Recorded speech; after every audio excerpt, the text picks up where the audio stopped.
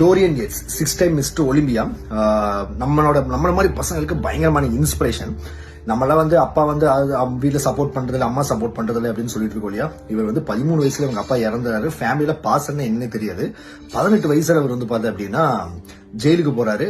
கொலை பண்ணியெல்லாம் கிடையாது. அவரோட ஃப்ரெண்டு அவங்க கூட இருக்கிறனால என்ன ஒரு திருட்டு வழக்கில் வந்து மாட்டிட்டாரு. 6 மாசம் வந்து ஜெயில இருக்காரு. அதுதான் அவர் லைஃபை பயங்கரமா திருப்பி போட்டது. ஸோ அங்க வந்து ஒருத்தர் வந்து சொல்றாரு என்னன்னா, நீ பயங்கரமா லிஃப்ட் பண்ற, ஸோ நீ வந்து வெயிட் லிஃப்டிங் மாதிரி பண்ணு அப்படின்னு சொல்றாரு. ஸோ அங்க இருந்து கொஞ்சம் லைட்டா வந்து அவருக்கு இன்ஸ்பிரேஷன் ஆகி ஓகே நமக்குள்ள ஏதோ இருக்கும் போல அப்படின்னு ஒர்க் அவுட் பண்றாரு. அந்த 18 வயசுல வெளியே வந்ததுக்கு அப்புறம் 21 வயசுல தான் அவர் வந்து ஜிம்னு ஒன்று ஸ்டார்ட் பண்றாரு. மற்ற பாலிவுட்டர்ஸ் மாதிரி இல்லை, வெறும் 21 வயசுல ஸ்டார்ட் பண்றாரு.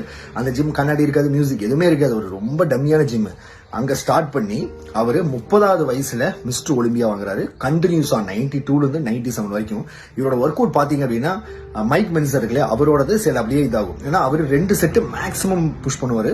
நம்ம மாதிரி 5 செட் அது மாதிரி பண்ண மாட்டாங்களே. இவரு ஒரு 2 செட் வார்ம் அப் ஆகும், ஒரே ஒரு செட்டை மேக்ஸிமம் புஷ் பண்ணுவாரு. மைண்ட் டு மசில் கனெக்ஷன் இவர் அளவுக்கு நம்மளால கொடுக்க முடியாது. நம்மளால 4 செட் 5 செட் போட்டாதான் நமக்கு வந்து அந்த ஃபீல் கிடைக்கும். ஸோ அந்த அளவுக்கு ஒரு பயங்கரமான ஒரு ஃபோக்கஸ்டான பர்சன்.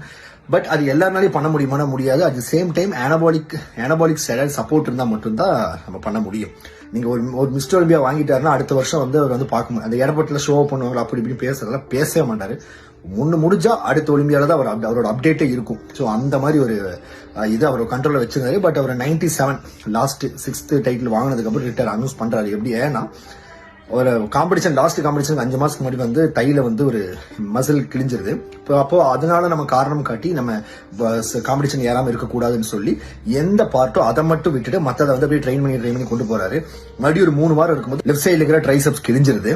பட் இதை வச்சு அவர் வந்து காம்படிஷன் டைட்டில் வின் பண்ணிடுறாரு. அப்ப ரிட்டையர்டு வந்து அவர் அனௌன்ஸ் பண்ணல. அவர் வந்து ஆபரேஷன் பண்ணணும்னு சொல்லி பண்றாங்க. பட் அப்பவே தெரிஞ்சிருச்சும் இனி ஒன்ஸ் ஒரு டீம் கிழிஞ்சிருச்சு அப்படின்னா மறுபடியும் உங்களுக்கு ஈவனான இது கிடைக்கவே கிடைக்காது, யானைக்கு மடிசு இருக்கும் அப்படிங்கிற மாதிரி. அதுக்கப்புறம் தான் அவர் வந்து ரிட்டையர்மெண்ட்டை வந்து அனௌன்ஸ் பண்றாரு.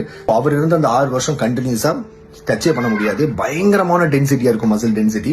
ஸோ நம்மள ரீசன் சொல்லிட்டு இருக்கும்போது அவர் பாரு எந்த அளவுக்கு புஷ் பண்ணிருக்காரு. அவரோட ஒரே ஒரு கோட்பாடு தான் என்னன்னா, ஜெயிக்கணும் நினைக்கிறவன் ரீசன் சொல்லவே கூடாது. நீ ரீசன் சொல்ல ஆரம்பிச்சிட்டேன்னா நீ அந்த இடத்துக்கு போகிறதுக்கு தகுதியே கிடையாதுங்கிற கான்செப்ட் தான்.